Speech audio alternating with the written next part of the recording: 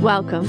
I'm Harmony Slater, your host of the Finding Harmony podcast. Over the past 20 years, I've taught thousands of yoga teachers and students to explore the intersection between ancient wisdom and modern everyday life, using mind-body practices to heal, awaken, and manifest their dreams from the inside out. This podcast is a sanctuary for those feeling overwhelmed by life's challenges. Are you ready to jump in and discover how these challenges aren't actually in the way, but are the way to finding harmony? Let's invite the magic back in. Most Ashtanga yoga practitioners around the world don't have a direct experience of what it's like to be a visible minority in the Ashtanga yoga space. And so today we are talking about some really important issues with our beautiful guest, Shakira Boer. She's a vibrant Ashtanga yoga teacher authorized in Mysore, India, who grew up in Jamaica and is now living in South Africa. Shakira brings such a deeply personal and essential perspective to this really important conversation that we're having. We're exploring some themes around what it means to be seen and often unseen in a practice that frequently favors able-bodied or privileged practitioners, and the importance of having clear expectations and accessible standards within traditional lineages, and also how sometimes those expectations and standards can unintentionally exclude populations. Shakira's journey negotiating identity, belonging, and leadership inside the Ashtanga yoga tradition, where often there were many unspoken norms that were not questioned, is really insightful and deeply motivating. We're looking at the broader systemic dynamics, financial, physical, and cultural barriers that often keep many from truly entering the Ashtanga yoga spaces. Shakira is challenging the status quo with a beautiful invitation to reflect on how yoga can evolve from a culture that is borderline exclusive to one of radical inclusion without losing the essence of the discipline, devotion, dedication to the practice. If you've ever felt like you didn't quite fit in on the mat, or you're a teacher wrestling with these deeper, more challenging questions of lineage, identity, inclusion, or maybe you're simply curious about this conversation, then I hope that this episode offers you a sense of clarity, a deeper compassion, and that you're able to take away some actionable insights that you can put into practice. Because really, at the heart of it, that's what it's all about. Getting messy, not being afraid to make mistakes, and putting into practice our values, what we believe to be right and true and good. So let's get into this conversation. I cannot wait to share all of the beautiful blessings of it with you. You were going to make an introduction for the folks at home. Who are you? I'm Harmony, and this is the Finding Harmony podcast. And I'm here with Russell Case. Oh, good morning, everyone. And Kira Boer. Boer. Did I do it? It's Shakira. Boer. Yeah. That's hilarious. Shakira Boer. You can call me Kira. You can call me Shax. Please feel free. I like Shax. Yeah. I was so excited to get on the show with Shax because she was just about to talk about me, which is my favorite subject. Yay! I wonder if you would continue. Sure. That was so nice. So, I was teased by it. I will never, ever forget. This was like how I came to know who you were because I'd heard you start practicing. And I'm what I consider myself to be a journeyman Ashtangi, right? Just kind of like you have your character actors and your bit part people, and you have your stars. And I'm definitely not a star. I'm a star to myself and to my husband, and that's it. And I love that. But I'd known of your name. And then I think at that time too, Russell, you had a couple of videos on YouTube, and I was looking for anything I could find that I could just kind of follow in how you practice this and how you do that. Because in Jamaica, I was just practicing alone. So when I went to Mysore, this must have been trip number 1 or trip number 2, so 2012 or 2013, and we were practicing late that morning. It was one of those days when I had like an 8 o'clock time that I had gotten, and I remember Zoe was helping me out, and in front of me was Russell practicing, and Russell was working on Galavasana in third. And I was just like, I think I had finished doing back bends, and she had helped me get closer to catching. I was nowhere close to catching on that trip. And so I sat down, and she kind of bent me forward to smush. And in front of me there now is a leg sticking up in the air, and that's Russell in Jalavasana. And I was just like, this is just madness. What is this? And then Sharat came off the stage, and this could have been maybe about 8 or 9 of us left in the shala at a time. And it was just, I love the movements like that, where he didn't have to be teacher in that moment. He could just be more playful. And he came off the stage, and he got down and was like, no, Russell, do this. And he went up into it and just flew up into it. And I was just like, wow, this is amazing. And then I just gathered up my stuff and went into the changing room to collapse into a puddle of sweat. But I remember seeing you there. And then, so that would have been about 2013. And then Harmony, I think I saw, because in 2014 now, this was the year I just want to interrupt. I just want to say that the part that you reminded me of was the giggling and fun that we were having. It was just fun. And that I'd been assisting him in the morning, and so that's why I was so late. And we were like really the only ones left. Right. And it was just a really kind of light, easy feeling in the room, and not all the pressure that you get at 4:30 in the morning where people are quite intense. Yes. And he comes off the stage and he shows me how to do it, and I noticed that he was wearing a long sleeve shirt. Yep. I said, "Oh, that's how you do it." That could be don't sweat. Yeah. So I go and I say, "I'll go," and I said to Sharat, "I'll go get my shirt."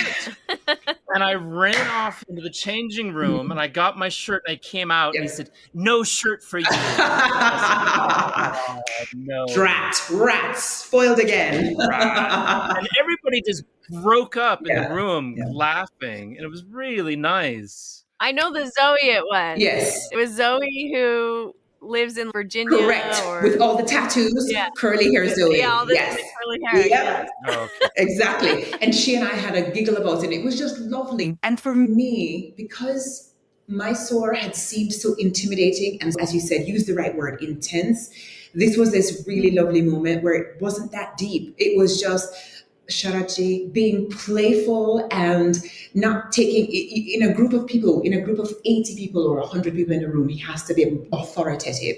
But here he is one-on-one with you.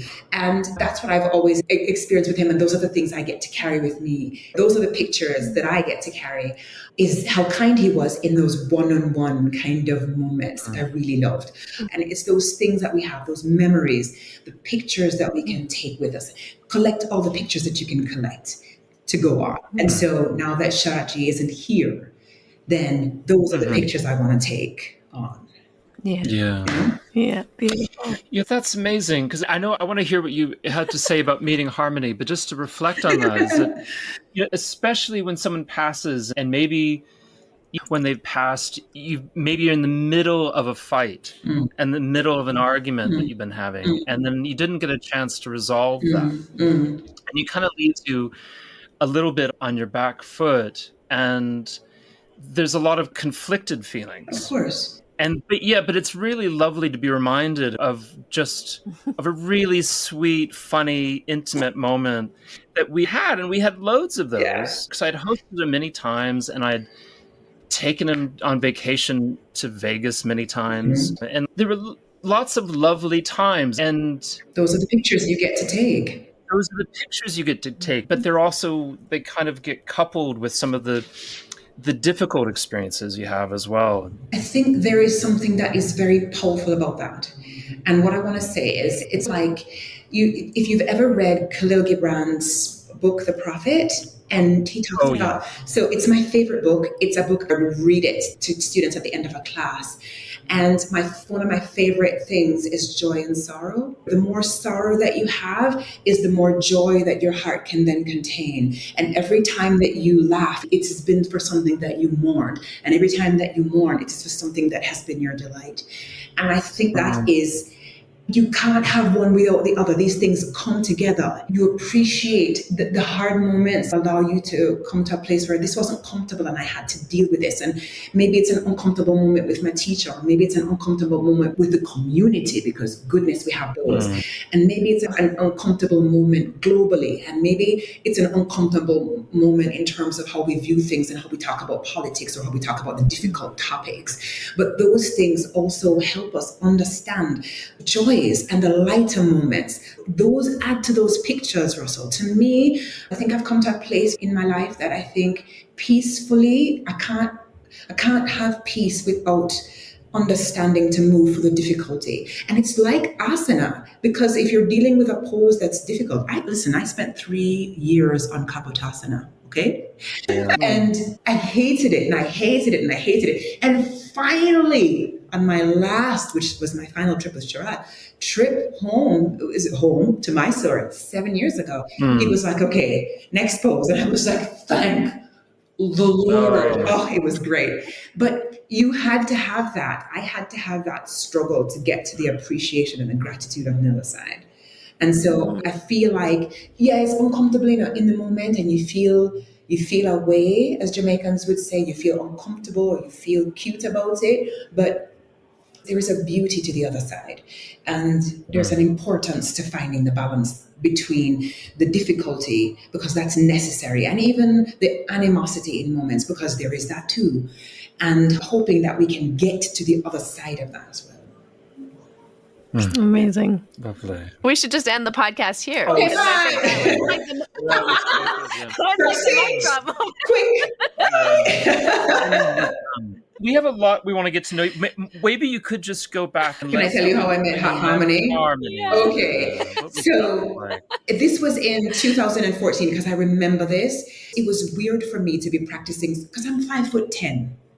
A meter. Are you tall? Oh yeah, I remember seeing you. I'm a tall person, so there was no way I was going to be practicing at the front. But as it so happened that morning, because by this point now, I think Sharat began to notice my face and knew who I was, and now he pushed me forward earlier, and now I was practicing at the front with you and David, who's Canadian but originally from Trinidad, because I was so excited to see another West Indian. And the two of you practice right at the front, right in front of Sharat's office, because y'all are short. And I'm right behind. And I remember being like, what am I doing here? I'm obviously so much taller. And I think we kind of had a giggle about it. And then there was a day we had lead class, and there was a cockroach that flew into the shala. And all of us at the front, me, you, David, and ran around. We were just like, okay, no. And then Sharat comes over and he kind of scoops up the cockroach. Never me. It could never be me. And takes the cockroach out, and our faces after that. And then we giggled and we just got on with practice. And that's how I remember meeting you. Where I grew up in Louisiana, those are quite tasty. Like palmetto bugs? We put them in our... Yeah, you put them in your gumbo. You're not funny. You're not funny, Russell. I think the first time I ever saw a cockroach was when I moved to Thailand in 2004. The first time? Yeah, because we don't have cockroaches in Canada. It's a bit too cold here. And yet there's a sizable Jamaican community in Canada. There is. So that's a fun thing about Jamaica and West Indians. So I've been living here 3 years now, and almost 2 weeks ago, I did a book club with my group of book club ladies on West Indian literature, Caribbean literature. And something to share is that largely Caribbean diasporas are often end up being larger than the population of the island itself. So I would say between the US and Canada and the UK and parts of continental Europe, and maybe the three of us in South Africa, the Jamaican diaspora is larger than the population of Jamaica. There's 3 million people that identify as Jamaica living outside of Jamaica, and 2.8 million living in the island. Yeah, it's a lot of similar examples, right? There's 5 million Norwegians living in North America, but there's only 3 million in Norway. Yeah, Chicago is the largest Polish city on earth. Right. Whoa. Excuse me? Chicago? As opposed to Warsaw or Krakow or... Yeah. It may be the same size as Warszawa. I want to ask you, though, about the word diaspora. I'm interested in it. I also often hear about the Han diaspora, about the Koreans who've fled to Los Angeles. Did something happen in Jamaica that people fled? Because I feel like the word seems to suggest the Jews fleeing Israel, like you have to flee something. Right. Is it something like that? Jamaica was a unique sort of holding for the UK, colony, for lack of a better word, up until 1958. Up until 1958, Jamaica was sort of the jewel in the crown for the UK in terms of sugar, in terms of cocoa, what is used to make chocolate, is cacao, bananas, coffee, and then also more recently bauxite, which is the thing for alumina, which is the thing for aluminium, right? The source product. I think when Jamaica, so there was just like you have the European Union today, there was this attempt at something called the Federation in the Caribbean during the late 1950s. And at that time, Jamaica decided they don't want to be responsible for whatever reason, issues of sovereignty, issues of big island attitude towards small island attitude. They didn't want to be responsible. The Jamaican government didn't want to be responsible for other countries. At the time, they, I think, were responsible for what was called British Honduras at the time, which is Belize today. The Turks and Caicos, I might be wrong about that one, but they were absolutely for sure responsible for the Cayman Islands as well. And Jamaica was sort of like, we don't want to have to be responsible for being the big dog and the heavy lifter in that group. And so they broke away from this attempt at federation. Around this time, there was obviously the rumblings of the end of British colonization in the Caribbean. Countries were wanting to break away. This was going to be that step towards that ultimate independence. And so Jamaica struck off between 1960 and 1961. And so we attained independence on August the 6th, 1962. And I think a whole bunch of people were panicking and didn't want to leave the UK. And so there was a lot of what we call, there's actually a poem done by one of our poet laureates called Colonization in Reverse. So because it was like a musing as to, now you spent all your time sending your values here, and now there's a whole bunch of people going there. So if you've heard about the Windrush and the boats that went across to the UK, there had been, so parts of the Jamaican diaspora would have been soldiers who would have gone to the UK to fight World War One, right? That kind of thing. Even before that, the diaspora was growing. My grandmother, who was born in 1919, was born in Panama to Jamaican parents because Jamaicans went to Panama to be part of the building of the Panama Canal. So the diaspora was less about running away from a bad situation per se, but I suspect more about running in its economic migration, as opposed to a kind of like, this is a bad situation. Here we are dealing with civil war or dealing with a coup or dealing with that kind of situation and people wanting to run from that. I see. Yeah. Okay. Freedom to versus freedom from. Freedom to. I like that. Okay, I like that. Okay. And you sounded less like a yoga teacher and more like United Nations. You sound like you had a previous life. I did. What did you do? What I do? What went wrong that you ended up in my What went right? How did I get here? I took my very first yoga class in 1999. Before the turn of the centuries, because we can age ourselves, we can lean into our age. I'm fine with that, darn it. And I was struggling to sleep at night, and I would get up early in the morning, and I would go to work, and I'd be at work at 7:00 in the morning, and I was working at one of the big 4 accounting firms at PricewaterhouseCoopers. So I'd gotten that job straight out of university. I hadn't even studied anything business related. I had just been really good at helping around and learning things and absorbing things. I had studied zoology and organic chemistry at university, and I didn't want to go into medicine, and I didn't want to follow the path my father had laid out for me and said, you're going to do this. I was like, I think I'd rather work. Maybe I'll do that instead. And I went to work.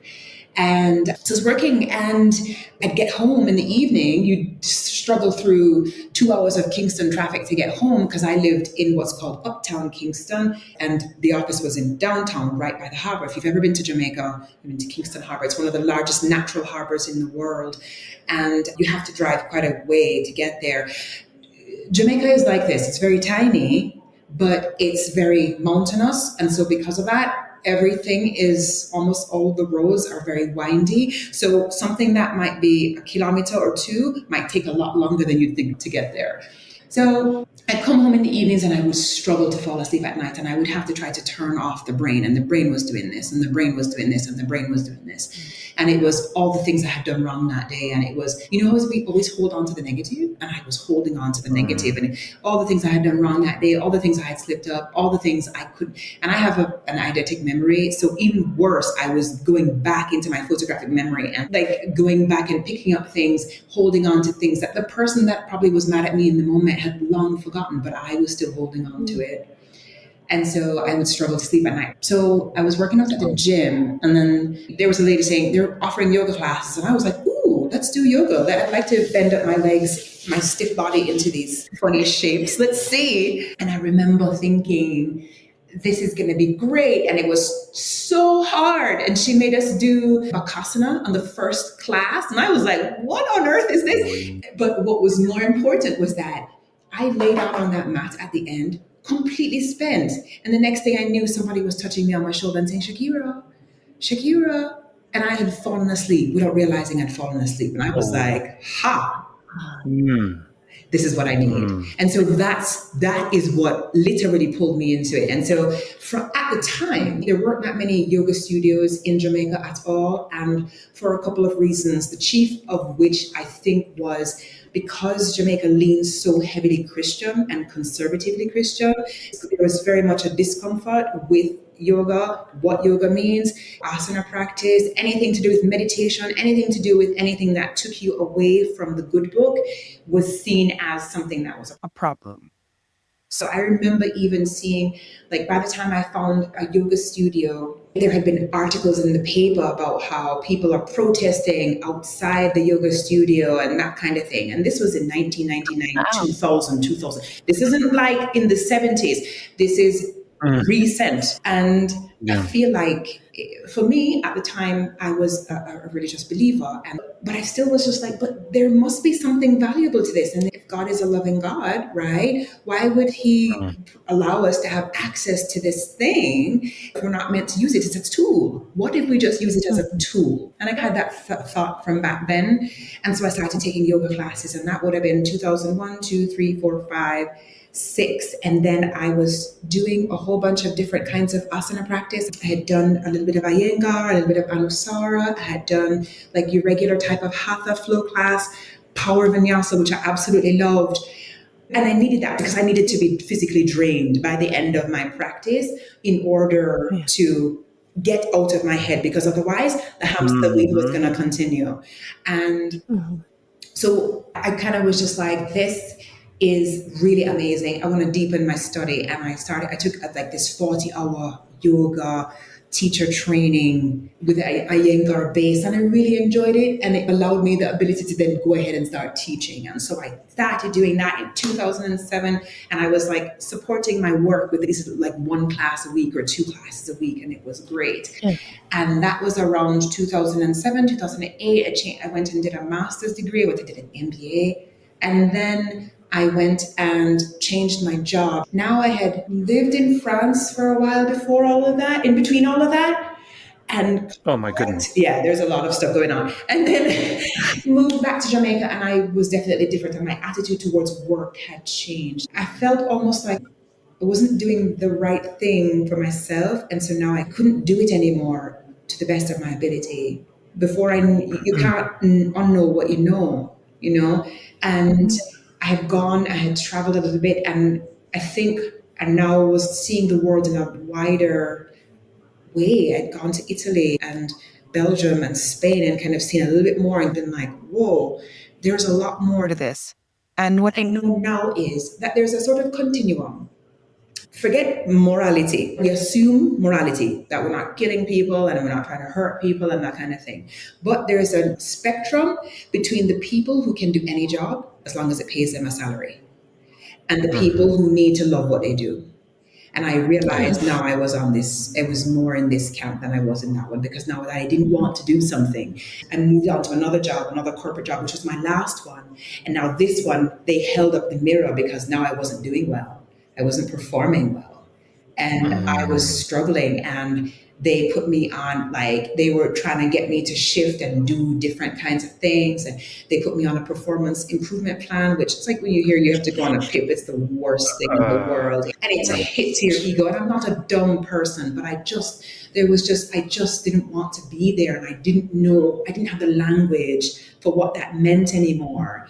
And I remember at that time too, I was teaching a yoga class for my job every Tuesday evening at 6:30, because they had one of the things about this place. It was an investment bank, but they were very big on family. So, for example, they had a creche they had a creche for people anywhere from 3 months all the way up to 15 years old. You could send your children there and they could stay there. We had like free lunch, a whole bunch of great benefits, and including was like yoga classes and fitness classes for free. So I was the yoga instructor, which was awesome. And then I remember not my boss, but my grand boss coming to my yoga class, and she loved it. And she said to me, if you could be as good a project manager as you are a yoga teacher, you would have this job down pat. And I think what she meant was apply the yoga stuff to doing your job here. And what I now know is that I needed to leave and become a yoga teacher. Yeah.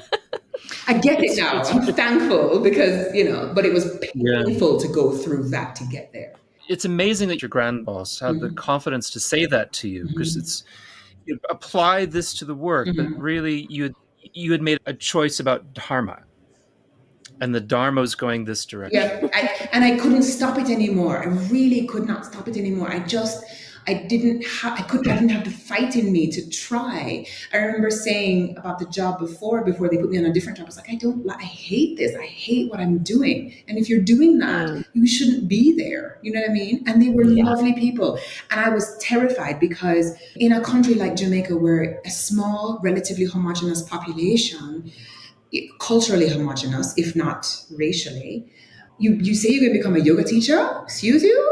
It's like, I remember, and if I had $1 for every person who asked me, what's going on with that yoga thing? As if it was this little side hobby that you had and it wasn't something to be taken seriously. And I remember like comments, particularly from men, that I would get about almost belittling what I did and wondering what the men in my life thought about this choice I had made, as if I was not an adult capable of making her own choices.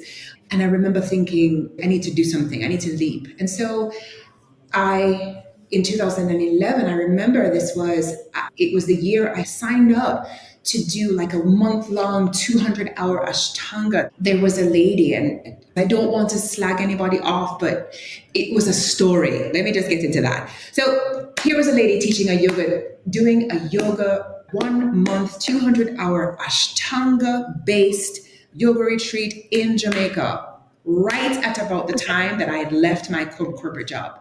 And I was like, this is serendipitous. This is a moment. I'm going to do it. And I wrote to her and I was so excited. And she was like, okay. And she says, would you like to do work trade? And I was like, absolutely. So if I can do work trade, it's going to be cheaper and blah, blah, blah. Yeah. And then I ended up teaching half the class for a month. Oh my gosh. Oh, that's really jumping into the deep end. That's jumping. And so what great training. Exactly. And so how we did it. So Jamaica sort of looks like the shape of my hand, right? Here is Kingston. This is about the shape. This is about that sort of shape. Here's Kingston in the southeast. And in the southwest is the beautiful, sleepy fishing village of Negril, right? So if you've ever heard of Negril, right? So she organized us to come down to Negril. We're going to spend a month in Negril. My father is from Negril, so I was in my home territory. I was like, this is great, no problem. And you would have Mysore practice early in the morning.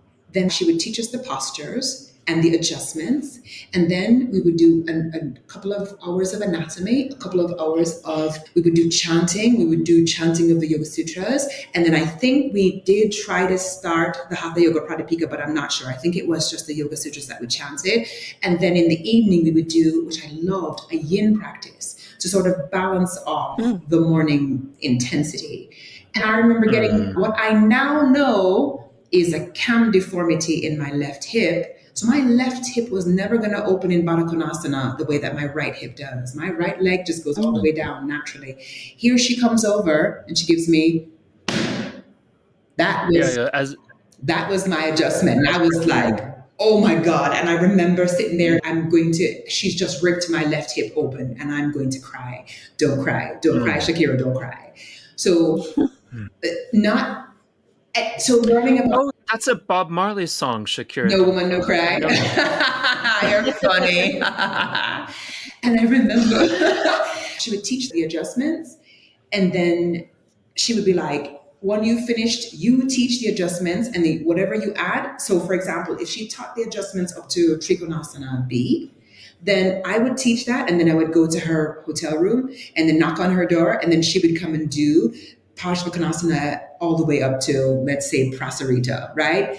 And then then the next day, and then she'd go back to her room and then the next day and then the next day. And so basically it ended up me doing and teaching other people how to teach. And I'm just like, what on earth am I doing here? What is this?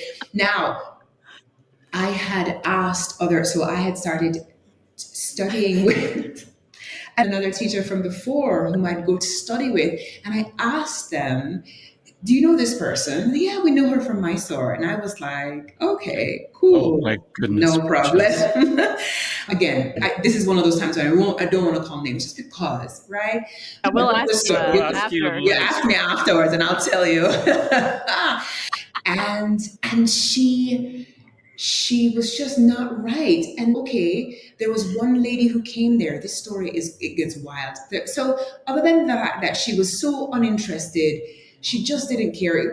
Maybe it was a cash grab because nobody else was doing it. And we were paying, right. There was about 20 of us and we were paying in around the region of anywhere between, I think the cheapest for 2 weeks was like 2,500 US. And the most expensive would have been around 4,004. And that depended on whether or not you were single occupancy, double occupancy, triple occupancy, that kind of thing. And so there's a whole bunch of us who, some of us still talk to this day. And she... it was so strange. She just was not into, we tried to get joy out of her, not interested. Anyway, at the end of this, everybody went back their separate ways, and there was a girl who had come, and she was French. Now I speak French because I'd lived in France. And Sylvie I can call Sylvie's name because I don't think she would mind. Sylvie was like, something is weird. I don't like the feeling. She spent a week and then she left and she wanted a refund because she had paid for a month and she'd only spent a week. So she wanted her 3 weeks back. And so she messaged on Facebook, could you please give me back my money? And I was like, ooh, maybe this is a cultural thing. Wow. So I reached out to her and I was just like in French, on fait pas comme ça. Maybe we should, and she was like, Shakira, something isn't right with this teacher. Reach out to her and ask her if something is, if she's answering you honestly, because she's dodging me and she's saying some really strange things. So I reached out to her. I had no intentions of ever studying this woman again, but I wanted to hear, I was trying to see if I could help out. And I reached out to her and I said, I'm really curious about another program with you. I'm glad I did the learning. I got my 200-hour certificate. At the time, I was supporting Yoga Alliance and I could get my continuing hours and blah, blah, blah. And I was excited about it. And she went off into this, what I now believe to be a paranoid schizophrenic rant about the sex parties we, the students, had. And she started talking about the things she said, like, guys, it was unbelievable. And when I was like, she was back and forth and I was like, I have no idea what you're talking about. I'm just going to tell you thank you and take my leave. Yeah. And I did that. And when I so that was 2011. And when I got to Mysore that December, because I was going to do my first time in Mysore was in January of 2012. And when I got there and I saw the people whom I studied with who knew her, I said, did you know about this lady? And the two of them, the guilt on their faces. And I was just like, you knew something was off? What's the deal? And and we didn't want to say bad things. So this is why I come back to the point about having an uncomfortable conversation, because they could have saved me some cash. One, and they could have, mind you, what Russell says is true, because I definitely got thrown into the deep end and I learned how to teach and how not to teach. And I learned how to speak for myself and how to take control of a room and how to do what I had to do in those days, and how to find my teacher's voice, right? That's not something that necessarily would have happened as quickly if I hadn't had that experience. But geez, let me tell you, I was not thrilled. So when I was like, you guys, why aren't we having honest conversations? And then when I asked about her in Mysore, word around this, this is all gossip, and again, but we're a community because we're human, right? Was that she was the kind of lady who would get up for her practice at 1 o'clock in the morning and sit outside the gates and wait for 3 hours. Yeah, one of those. One of those super intense. Somebody else had said that another teacher had said that she had done pranayama too soon and gotten into it too deeply. And that was the reason why. What I thought was that here we have a situation where somebody is teaching I don't even know if she was on the authorized list at the time, because it wasn't something that I was looking at. I know she isn't there now, but I don't know if she was at the time. And I think she may have gotten authorization and then lost it because of just her behavior became erratic afterwards. But now we don't have a way to keep students safe, because we're not having uncomfortable conversations and we're not calling things out. Yeah. I think too, on a macro level, is the lack of institutional standards. Yeah. That you in the Iyengar practice, you have these schools that have standards and rubrics, and it's replicable. And the problem with Pattabhi Jois and his lineage holder Sharat is that we didn't establish those. No. We didn't establish secondary universities. Like there wasn't a school in New York or where Sharat or Pattabhi Jois had established how to teach Ashtanga yoga. People like, say, Kino would be an officer of Ashtanga yoga, established. And if you wanted to study with them here, correct, she could then say, I can authorize to this level and that level, and you have to have shown this ability in teaching, this ability in your own practice, this understanding of the sutras, this understanding of anatomy, blah, blah, blah. And I had studied with, from Kino, I learned such tremendous kindness and strength in the practice as a woman, and studied with her and assisted her in Tim and that kind of thing. And so that's the level of kind of I was expecting. And so other than Mysore being so lonely, it felt so unstructured, chaotic. Yeah. Whereas you can go to Oakland, California, and when I was coming up out of Austin, we were working on kind of David Swenson's circle. I had a friend who said, I really want to do something more structured. I'm going to go study at the Iyengar Institute in Oakland. It's a 3-year program. It's like a real university. And if you can't get to Pune because there was a 10-year waiting list then something, maybe it was only this is your second best thing, but still a lot you can go in 5 years. And I feel like in Mysore, what they did is they just kept expanding the room to pack as many people in as possible, rather than creating rubrics and standards that you could replicate. For sure. And what that led to is, rather than community, competition. Because now what we had, and this is something that I noticed, and it was, when I say Mysore was lonely, it was lonely, I would say, not the whole time, because after a while I became friends with people and I was looking forward to meeting up with friends every time we planned as girlfriends to meet up and that kind of thing. But I remember so us tallies at the back of it, right? Trying to make sure that we get our spaces at the back. And particularly for lead class, I'll never forget this. Walking into the double doors, into the shala, and a dude with his mat like a javelin threw his mat over my shoulder to land it. No, I'm not. I'm not joking. You're not. I think I was there that day. You're not to do that. We No, were just, and none of us were having it. We just kicked that mat out of the way because nobody was taking on that foolishness. So that's not cricket. yeah, that's not No. okay. And then it was competition for Sharat's attention. And it Yeah. was, and I think that's a lot to put on him. And I don't know what he must have felt like having this, being the steward of this lineage with 300 people or hundreds, in any 300 to 500 people in any season coming through, everyone trying to get some attention, everyone trying to see if I can get him to just notice me a little bit more. There was a dude who came, I'll never forget. He used to wear a Superman t-shirt. Anybody, ask anyone who knows. Oh, and they call him Superman. He's a German dude. No, this Yeah. guy was American. This is a different dude. This guy was American. And You're right. I remember. Okay. And this guy, obviously had a very advanced practice, and I think Sharat and I have stopped him at Karanda. Dude decided he was going to go past and do up to Nakrasana. Yeah. And do you remember? Yeah, he started stealing. And it was He a started stealing. thing. Yes, Yeah. it was a thing Yeah. because Sharat ripped him a new one. And it was like, why would you do that? Apparently it was so bad that he had to go to his teacher went to him and was like, you need to go and apologize to Sharat for that. You don't do that in this space. But it's that kind of behavior. That's the kind of stuff we saw.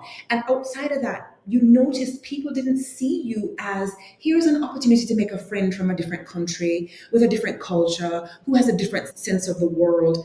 Now, for people like me who didn't see a lot of faces that were like mine sort of became lonely because every other person is looking at you like competition. Like, you're going to compete with me for eye time with Sharat. And I'm just like, I'm just here to learn, Star, that, this isn't, why are we making it this big deal? And it became this big deal. And I think to me, the peak of when I was just like, okay, something is wrong here, is Guru Purnima in 2018. This was my favorite trip to India because I had decided it was going to be, and it was the second trip since I'd gotten together with my husband. The first trip, I had missed him so much that I spent a lot of time mentally back in Jamaica while I was physically in India. But on this 2018 trip, we had since gotten married, and I had gone through some health challenges and come out the other side and felt like strong in my marriage. And he was just like, I'm so excited for you to go and have a good time. And I'm just like, I'm going to go, I'm going to crush it. And I was excited about going this time. And I arrived in Mysore. I was going to be there it was the time when he taught June, July, August, which is rare. And I was going to be there for all of August. And I had gone early and was able to make it there for Guru Purnima, which was really cool. And I was excited to be a part of it. And but it just became, who can give Sharat the biggest garland? And I'm just like, where is I can give you this little flower. This is what I can give you. Yeah, and I'm just like, but that's not what matters. We're here because we want to learn, and we're here because we want to share something special. We've been touched by this thing that has made me feel. I remember the moment that I felt 10 years prior, in 2008, the very first time I heard Pattabhi Jois's voice. I had gone, this is just before it's 2008, yes, because he died in May of 2009. And this was the last trip he made to the US. And it was a whole bunch of us in that huge gymnasium in South Florida. And I had gone, a girlfriend of mine, bless her heart, I will love her forever. We got up early in the morning, and she drove me down from Fort Lauderdale all the way down to the Keys and sat in her car so that I could take this one class because I needed to see Pattabhi Jois once in my life. And that was the first, and I introduced myself to Kino that day, and I remember hearing Pattabhi Jois call the opening mantra, and I was like, I am where I belong. This is where I belong. So 10 years later, watching his grandson trying to manage all these people just throwing, and I was just like, oh Lord, something is wrong here because we're not doing this for the right reasons. And maybe I'm being unkind to them. And if I am, I hope that they can give me grace on this one. But I remember thinking, this is just, who can show Sharat they like, that they care the most. And I'm like, yeah, but That's not what we're here for. And I think that if we had more of that sense of structure, you have to do this for your year one. You have to do this for your year two. You have to do this amount of chanting with Lakshmi. How many people blew off Lakshmi's chanting classes? Because Yeah. because only the asana mattered. Do you know what I mean? Yeah. I went to every single one, and I'm not putting myself on as something special, but that was a part of the class. That's why I was there, to take in the whole thing. You know what I mean? Yeah.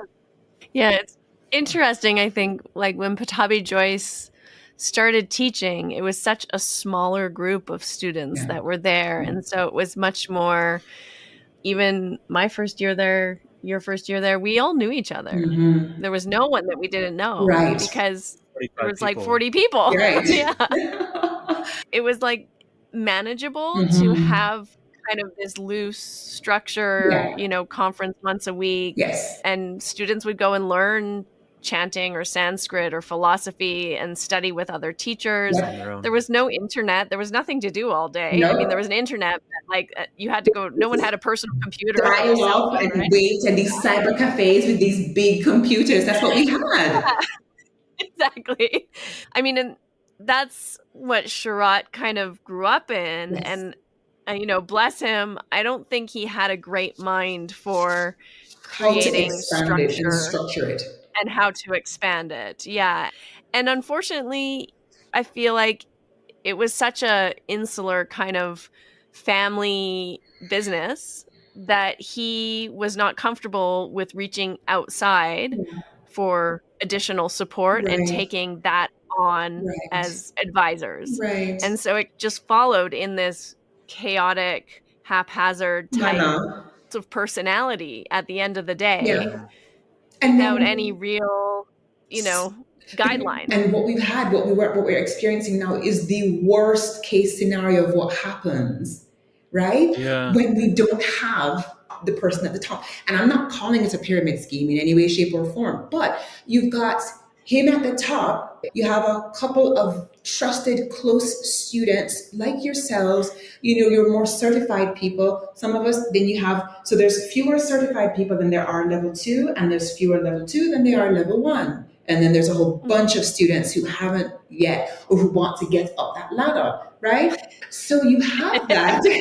And so there is that sort of that sort of situation where you end up not feeling again like a community because it's sort of haphazard, because we haven't had that sense of structure the way we want it. I feel for him, and universe rest his soul. I really wish we had that level of structure to then say, you know, because what an amazing method.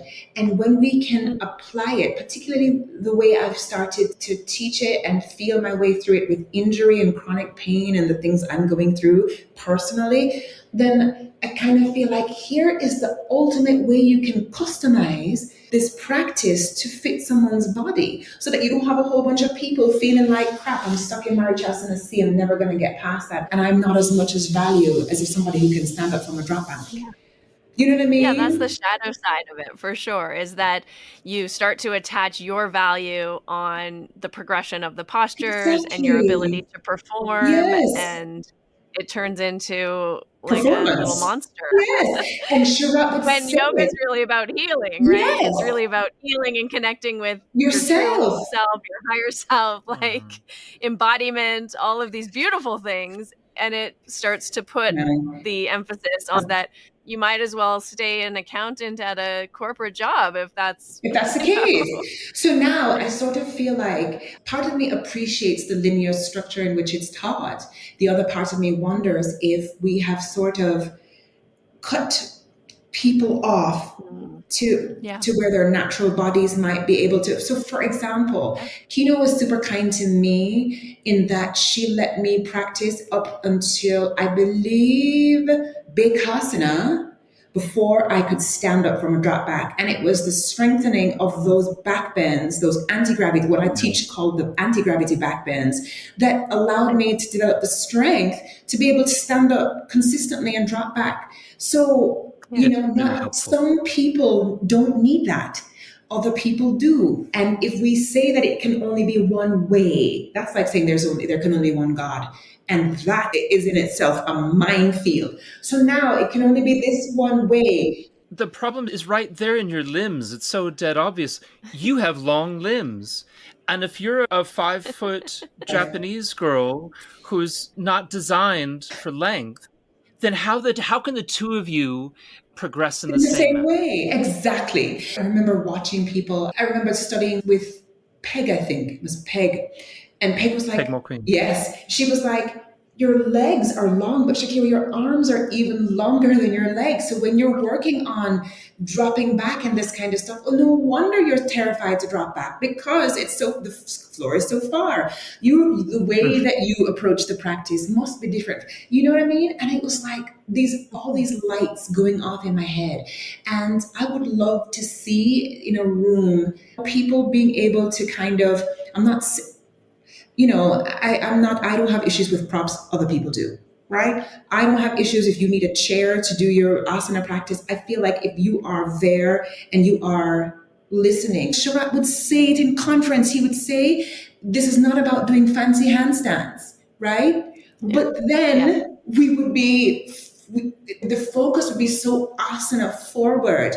Then you'd be just like, where's the messaging because of that? I guess because of the lack of structure. Another side effect was now this mixed messaging that was coming out. And again, I have nothing but respect for Sharat.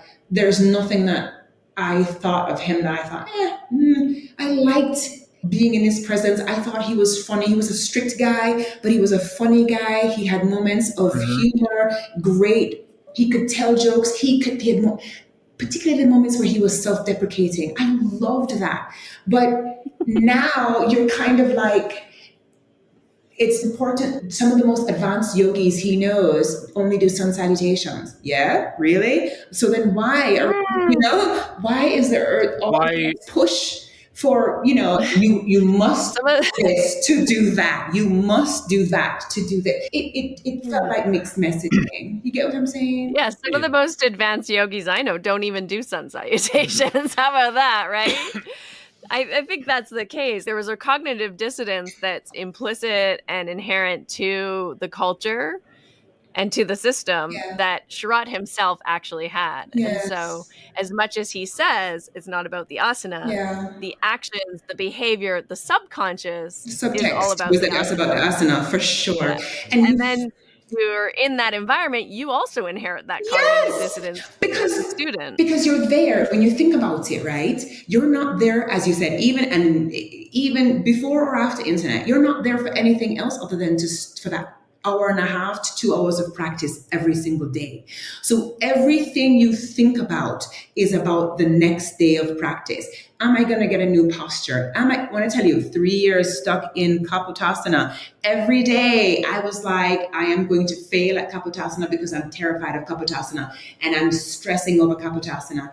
And it became its own self-fulfilling prophecy. It was when I said to myself, I'm not going to worry about it anymore. And I could just enjoy just the process. And it was not a pretty Kapotasana, but it was a done Kapotasana. And he was just like, you're going to do Supta Vajrasana. I was like, yes. So that and then I was so excited to go back, but then 2020 happened, and then 2021, and then 2020, I had to have surgery in 2022. And then, I won't be able to go back to study with him. What the future looks like, of what it looks like, particularly for somebody as me, because here I am, I'm the one person. In Jamaica, I was the only person in the Caribbean who was authorized to teach. And I'm the only person here in Pretoria who practices. I'm still in the process of doing my application for my permanent residency, so I can't legally teach here. So I have to go back home to Jamaica. That's why I've been back home twice since I've been living here, go back home to teach. So it's like making sure that I want to build a community here. I want to be a part of something here. But it's important to have that sense of structure and that sense of everybody goes through a particular thing. But at the same time, the teacher has enough mental flexibility to say, here is a person, particularly, so I teach in Jamaica, right? The body types in Jamaica were Black women and Black men, often with larger fleshier bodies. And so now I'm not going to give you a hard time if you're unable to do lotus because your legs are on the larger side. Fluffy girls deserve to do their yoga and enjoy themselves and have a good time and enjoy the practice and not feel like they're stuck because something's wrong with their body. And then the messaging, again, not again, as much as I respect Sharat, telling people that, too many chapatis and not enough coffee, I'm a person, you can't stop me from eating. As skinny as I am, I'm going to eat all the food everywhere. And I got to a point where I would go to India and people were like, are you going for yoga or are you going for the food? Because all I would do is post food pictures. But if you're somebody who struggles with an ED, for example, right? Yeah. And you hear that kind of messaging, I know it's enormously true. It's very, of course. And so those are the things we want to, it's about creating a standard. And I want to see Ashtanga have that going forward. I want to be a part of that. I want to be a part of that conversation about how Ashtanga doesn't have to be this rigid thing. I used to refer to Ashtanga as the ballet of asana, because of that level of this, that it has to be in this linear way that you have to do things. And I'm just like, but what if I just allow somebody to have an idea of what that feels like first? Or if you can see the connection between Parshvakonasana B and Marichasana C, one of the greatest things about teaching this method is finding the connections between things. When I started doing that, I was like, oh my gosh, the world just opened up. And now I can find another way to relate it to my students. And they'd be like, oh, that's cool. And that would be, and those are the things that we want to see in the space.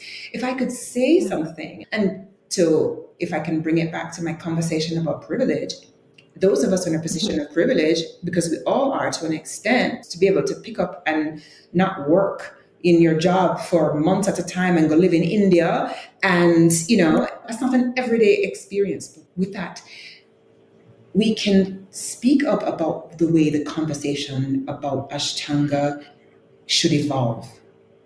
And we need to have those uncomfortable conversations to do that. I think you're absolutely right. I think in my first trip, it was so dead obvious to me, immediately obvious to me, that it was about privilege. What year was that? 2003. I would sit in Saraswati's house and I would watch Guruji's house because I didn't have a TV, and they did.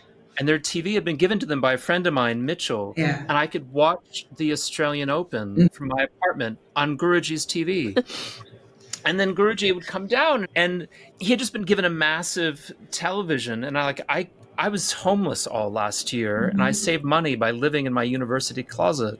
But here I'm arrived, and someone else has given him a television, and someone else had given him like 15 diamonds in an Om shape on a necklace. So I'm not going to compete with this. And then I'm also observing these guys who have just massive Cirque du Soleil backbends. I'm not really competing at this level too. And just the enormous stacks of privilege that you had to take to be able to be somebody. Yep. It's really quite daunting, and I'm surprised that I kept doing it. I'm surprised I kept going back. But I think there's another layer and level to that even, which is you just being able to go to Mysore to save that money to not work is more privileged than somebody millions of other people. Exactly. Yeah. Exactly. And that to me, it was never lost on me. And I felt, particularly as a woman of color, because one of the things that you hear, and I'm going to say, not just a woman of color, as a Black woman, because Black people don't do that. Black people don't do yoga. Black people don't do Ashtanga. The kind of messaging, what are you doing this thing for? Why? It comes back to why are you doing this yoga thing? And me stepping away from the societal expectations of where I'm from to do this thing that I needed to do because I just needed to follow what my heart was telling me I needed to do. And I never regretted a single time I was there. I remember David, if I remember his name, it's going to come to me. It's going to come to me.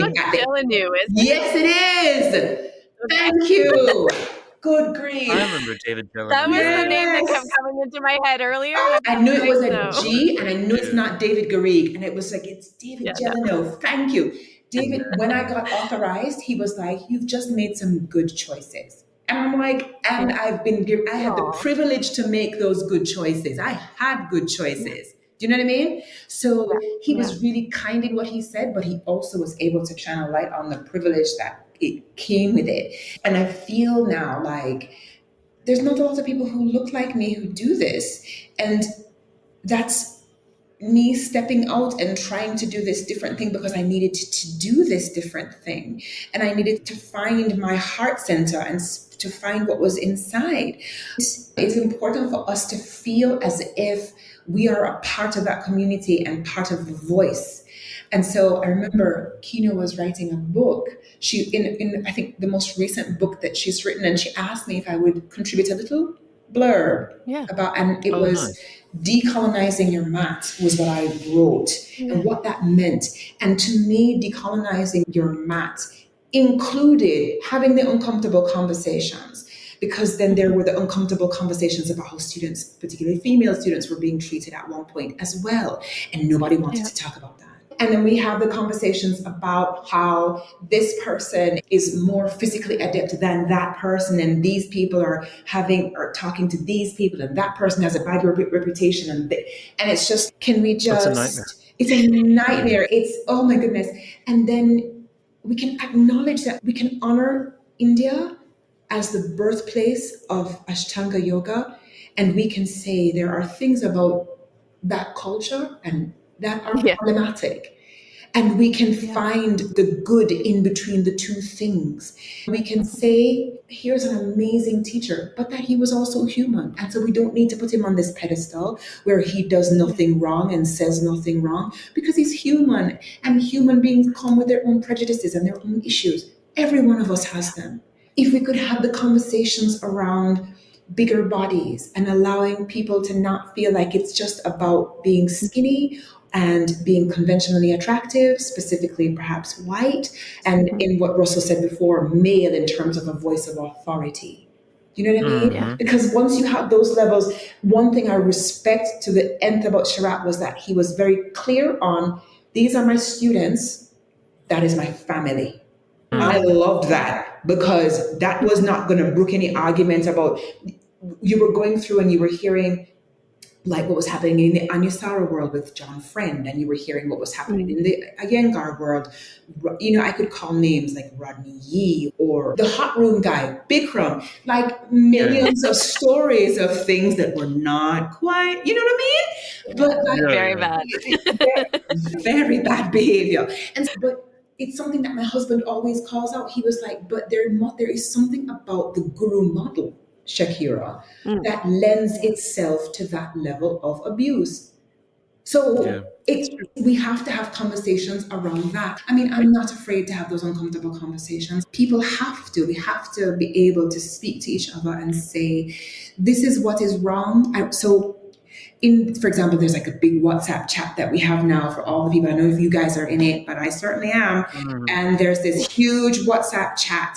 And there was a lot of, in the aftermath of Shrat's passing, which is devastating, right? People are pouring out their grief and pouring into different ways and sharing different things. And somebody goes on a podcast and says this thing, but they said they went on a podcast with somebody else, this person have a bad reputation, and then that person, and then the Instagram posts went off. And I was just like, what on earth is this?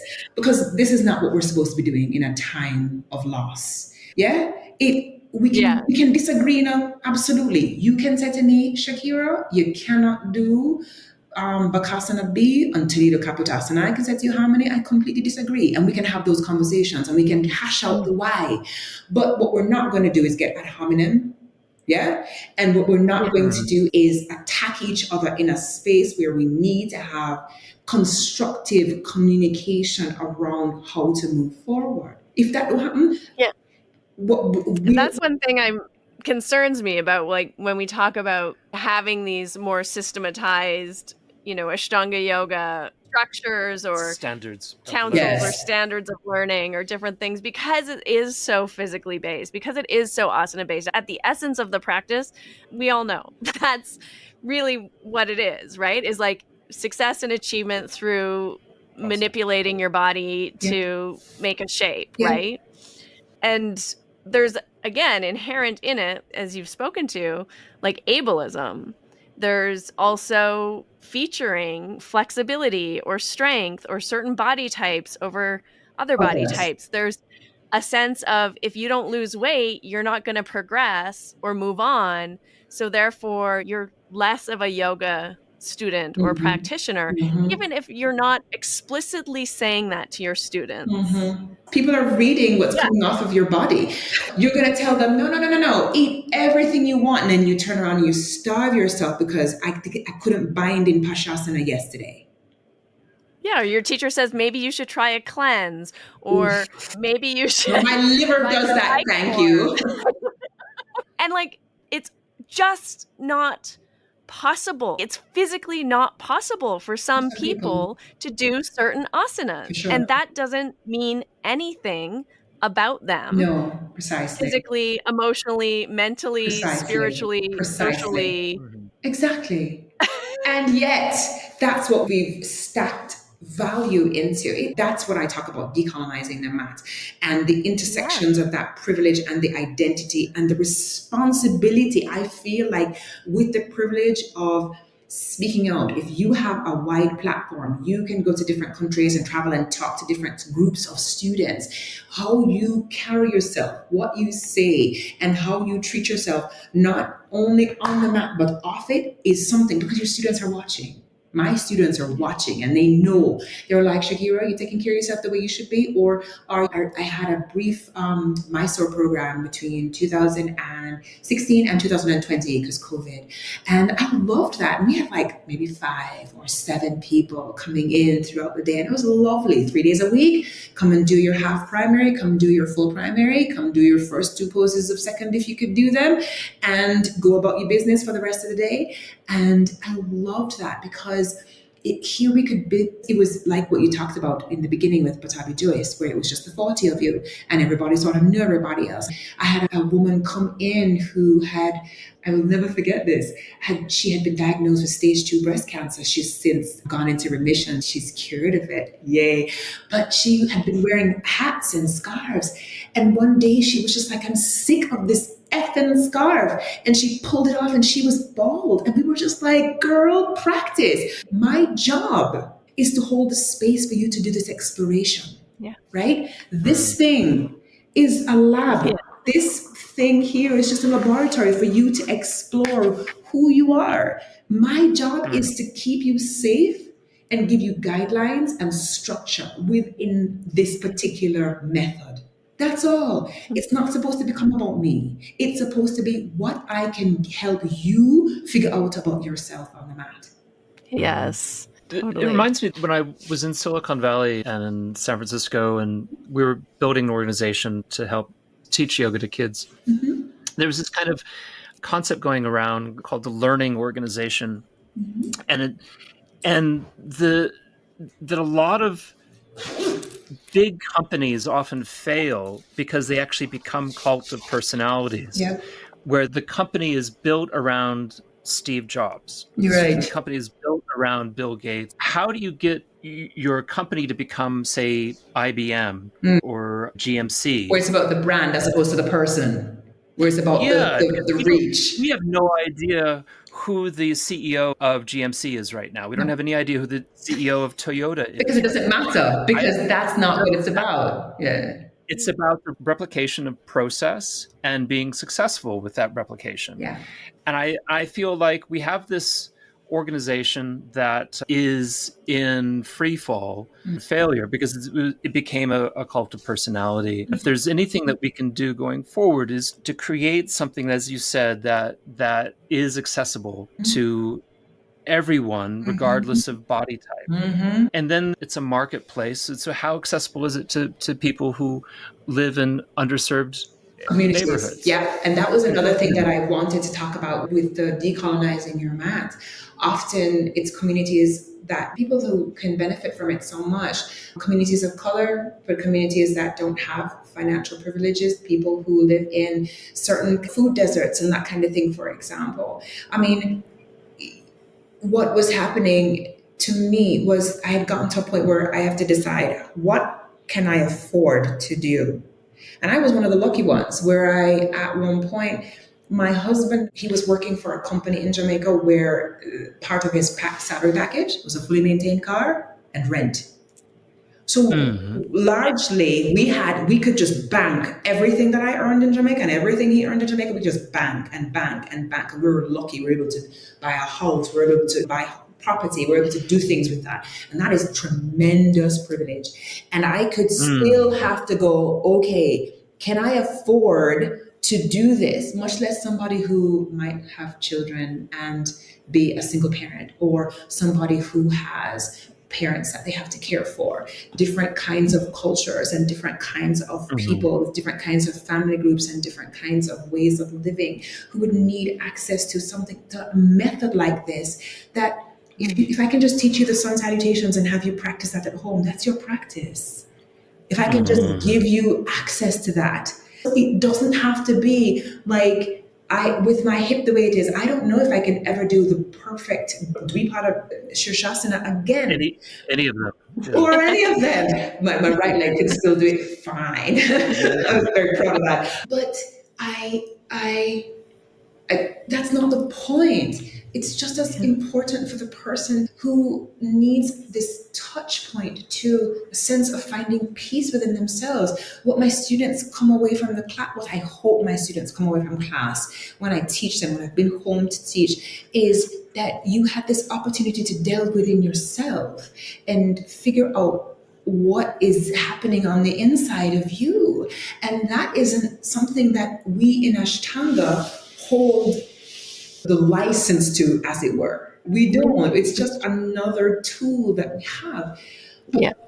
So it's, if we can make it accessible, if we can have it be something, and accessible in a space where we as teachers can continue to live, because of course, thoughts and prayers don't pay bills. So there is it as well. No, let's be honest and clear. I still have to make a living, right? So I have to figure out things and ways and go home and, make enough money so that it makes sense for me to be here and wait while I'm going through the process, because I can't legally teach here and I'm not going to. So what am I going to do to figure things out and move through?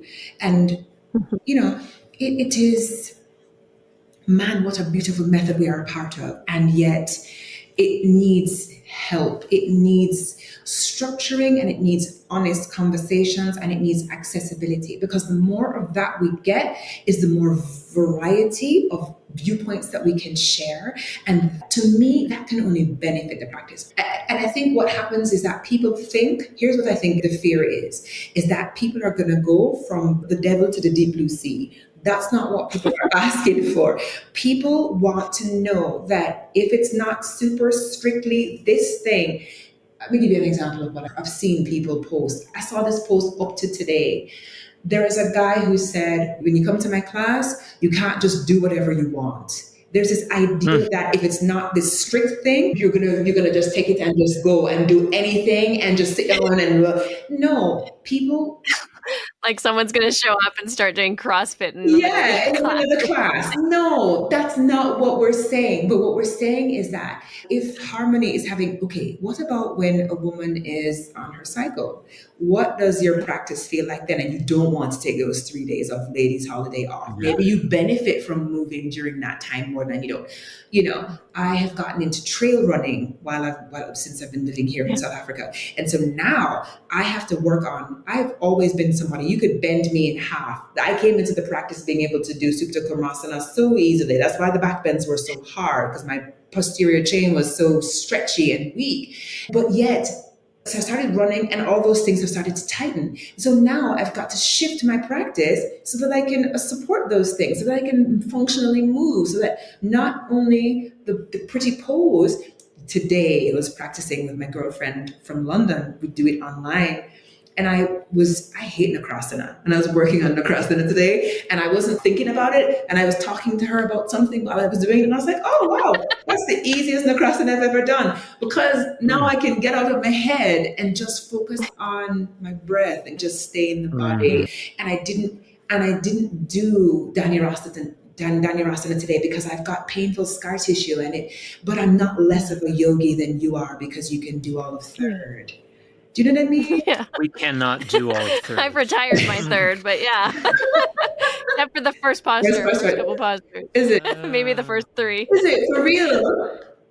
None of it. Yeah. I really let go. I recognized all of these things, all of these implicit hang-ups, and the value that we attribute to ourselves based on the asana, and even the value that other people attribute to you based on the asana. And there was something in me that said, in order to clear all of that bullshit, which it really is, you got to let it go, because it's not clear if you're still reinforcing the pattern. Yes, I love that. And so in order to clear it, you actually have to really release it and then deal with all of the emotional, That comes up. internal shadow work that comes up around, who am I? Yeah. What is my value? Am I worthy? Yep. What does this mean? All those deeper questions. And now I've started to kind of add in a few little things here and there, but I had to really let it all go, because it wasn't going to clear by me continuing the pattern. I agree. So I have a question know? for you. I mean, even though I'm the one being interviewed today, but because the two of you are yoga practitioners and a married couple, right? Yeah. My husband isn't a yogi. He came to yoga classes. How we met was I was teaching corporate yoga, teaching at the place where he worked. And so he would pitch up, and he was one of the few men who would come to a class. And then we became friends, and then friends became more. But he is sort of I can very much tend to be I'm very much Vata, and I'm very much in the air and dreaming. Woo-hoo. And he is my earth. My husband is the most kapha person, you and me, and he sort of grounds me. When you, as a couple, you're going through dealing with having to let go things and when I've had those misgivings about the practice, he was always there as a non-practitioner to kind of give me that, here's my non-practitioner. You guys, you yoga people need to get your heads out of your asses with respect to this. You know what I mean? How do you do that? Yeah. How do you hold each other accountable in that way as both who have been in the world? Yeah. I don't know. That's a great question. I feel like our personality, because Russell has like a whole other life outside of yoga. And I also have other interests outside of yoga. Mm-hmm. And so I feel like we balance each other with different perspectives. Yeah. And like, we don't really practice together very much. We don't practice together very much. Right. You've asked me to go to classes with you. I was like, I don't want to go to these California vinyasa flow bullshit things. And I like them. I do a little thing that I like to do to stretch my hamstrings and my back, and my hips. Like, I can't do any of third, but I can do a lot of fourth. Right. So it's just weird. Interesting. It's weird. It's just in my hips to do. Right. And again, it really does come down to identity. Mm-hmm. Is that we shook off identifying as Ashtangis and Ashtanga yoga teachers as the primary. And I felt like when I left Stanford to come to Canada, I had retired as a yoga teacher, and I would help Harmony out. And even when I'm in the room, sometimes if she's invited me to come to California or to Sweden, I still feel competitive with her. So I also have a viewpoint that has value, and I'm going to assert myself. We're humans, we have egos, yeah. I have an enormously ego, but really I'm a painter, and I work for my family business, and that's really my place. Mm-hmm. But so there's like a shift that happens, I think, when you stop making the practice the most important thing in your life, and you really are able to do that, not just like, practice isn't the most important thing in your life, and you're still like prioritizing it as the number one thing on your priority list. Yes. And I think for me, like having my son, there's a lot of different your steps husband. In there. Like different things kind of. Your dogs. Yeah. I don't know. It got displaced for various reasons. Good. And I also displaced it because I couldn't just keep being in that cycle of like, I got to do this thing. I should be doing this thing. I should be doing more of this thing. Like, that's not a healthy cycle to be in. And what you make me think of is something that is going to connect back to the whole idea of identity again, because I feel like If we spend so much time focusing on this physical thing and not commenting on like the real world issues, what ends up happening is that we go into this bubble, right? And we're in the yoga bubble and this love and light bubble that pisses me off. This, and where we sort of gaslight and we sort of spiritually bypass the uncomfortable conversations because we go, I don't really want to have that conversation, but I don't really, because I really don't want to have to change. Have you ever seen this cartoon that goes, it's a 2-panel cartoon and it's this man speaking to a group of people and he goes, who wants change? And everybody goes, who wants to change? And nobody raises their hand. Right? That's a good one. It's a good one, and it's you take that into context. I'm not gonna pick out a particular political ideology because you could apply this to anyone. And I mean, there's some obvious extreme ones we won't get into, but like the way that we talk about the world and how we talk about helping each other and we talk about calling out injustice and bigotry and all the isms that come with that. And I live in a country that's loaded with it. Never have I been so aware of race as I have these last 3 years, because even 30 odd years after the official end of apartheid, the legacy lives on in so many different ways here, and it plays itself out. And you may not know this about me, but my husband is Afrikaans. And an Afrikaans man with a black woman. So like it is how I've had to navigate friendships and people where I feel safe, whom I can speak to, how people see me, because they may not see me the way that they see their fellow South Africans. You know what I mean? I'm a foreigner, and so they can look at it in a different way. But we have been given this tool. We've been given these sutras. We've been given these amazing tools to discern, right? Even the iconography of Patanjali is about discernment. Think of that sword that he holds, right? It's in the opening mantra. And we just bypass it and we give it lip service and we just do the physical poses and then we congratulate ourselves, we pat ourselves on the back, and then we walk away. And then, people are going hungry.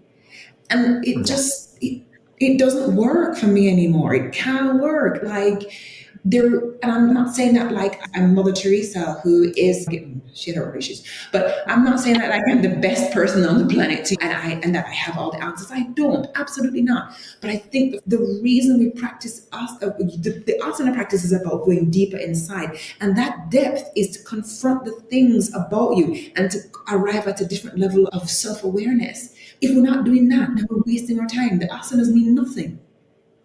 It's true. I couldn't agree more. And I think sometimes we mistake the tool for the goal. And I think that happens a lot in our practice.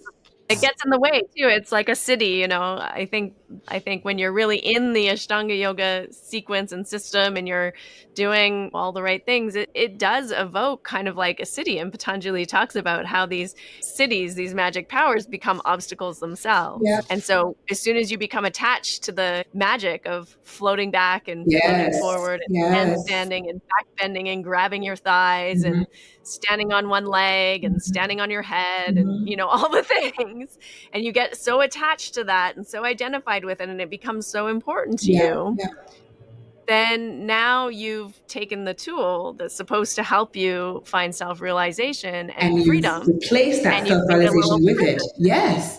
Yeah. Because like for me, how have we gone? Like the pipelines, like again, not trying to point at political ideology, but how did the yoga to conspiracy theory pipeline develop? Like how are we looking, namaste, but these people deserve to die? Like how are we having these conversations? It doesn't make sense. So I feel like, I specifically walked away from religious belief and organized religion, which is a hard thing to do.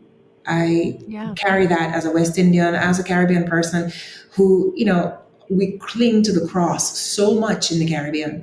And for me, it didn't make sense to me anymore. And it wasn't right for me as an ethical set of practices anymore. And it was just reading the Bible and then just telling people how to live their lives rather than kind of really looking, There's a Bible verse that says, do not pluck the sawdust out of your brother's eye without looking at the big plank in your own, right? I needed to step away. In the same way that you say you had to step away from the identity, I had to step away from the identity of Christian and the identity of believer, because I didn't believe anymore. And I just don't have that faith. But I have a belief that humanity can, if educated, if well fed, if cared for, if honored and allowed to give rise to diversity and inclusion and equity, because it matters. I'm not trying to make a DEI ad, but those are the things. There's so much that we can learn about each other and learn from. And that's what I think can expand and make all of our practices so much better. I think I want to open when I can. I'm in the process of like writing up my business plan for what I want, what I'd like to see, and what I'd like to teach here. And what I want to do is to have this space where you can come and practice, and your practice doesn't have to look like Harmony's practice or Russell's practice or Kino's practice or Maruga's practice. And neither does that necessarily have to be aspirational. Those are, let me make it be clear, beautiful, beautiful practices, amazing people, kind and scholarly and knowledgeable in so many different ways. But their practice is their own. My practice is my own. My practice can never be Laruga's. It can never be yours. All of us are different. Kino's practice can never be Tim's. Tim's practice could never be Sharat's. Nobody's practice can be Hamish or Peter Sanson or David Swenson. We are unique and individual in the way that we approach and go through. And we go through stages in our bodies. Where I am today is where Tim Miller was 30 odd years ago. We don't have this, we can't have the same ideas towards the practice. And each of those ideas should be allowed. Okay, here's the structure that Russell says that we should have, but within that structure, we can have a bit of freedom to teach and to share. That's what I want to see. That is what I want to see. Love it. Well, unfortunately, we're out of time. I know. I really want to thank you for taking this time to talk with us. I saw your little note on my Instagram and I thought, I'd love to talk with her. I'd love to get to know you better and hear your voice. And tell us what you're doing. If people want to connect with you and work with you, how can they do that? So like I said, I can only right now do stuff online. So I'm available to do that. People can reach out to me on Instagram, and my Instagram handle is Kira Sadhana, Kira, the last four letters of my name, and then Sadhana behind that, Sadhana. That's my threads. I do threads and I do Instagram. And then you can write me at kirasadhana@gmail.com if someone is interested in having a conversation or talking more about this sort of stuff, intersections of privilege and Blackness, Black women experiencing Ashtanga and going through this stuff and all the ideas I have in my head. That's where you can find me. And I just want to be a part of this community, and I want to see it enriched, and I want to see it rise from the ashes, because I love it so much, and it saved my life in so many different ways and made me a better person. And I want to see other people have the benefit of that too. 100%. It's so powerful. It is. thank you. Thank you so guys. much. So wonderful. That was just so amazing. What a fun conversation. I learned so much, and I hope you did too. If you would love to go deeper and take your practice off your yoga mat and into your life, into the world, starting to learn more about pranayama, developing a regular practice, chanting, tuning into the vibrations and the Sanskrit mantras, as well as looking at some of the more esoteric philosophical concepts, come on in to my Inner Circle mentorship. This is a private community that's online. I offer weekly Mysore classes in addition to these monthly workshops and special programs. And you can find out all the information when you join the Finding Harmony community. Head on over to community-harmonyslater.com. Join the community and come on into my Inner Circle mentorship. I would love for you to be a part of this beautiful space and start growing into the full richness of this yoga practice together with me. That's it. We've concluded another episode of the Finding Harmony podcast. I just want to thank you so much for doing the work that changes the world, starting with yourself. It truly does make a huge difference. Please make sure you have your automatic downloads turned on wherever you listen so you don't miss any of the upcoming episodes. I have so much more magic I can't wait to share with you. Lastly, if you're on Instagram, I love connecting and hearing from you. So come on over and say hello at Finding Harmony Podcast. And you can also come say hello to me personally at Harmony Slater Official. Thank you again for being here. I cannot wait to share more with you in our next episode.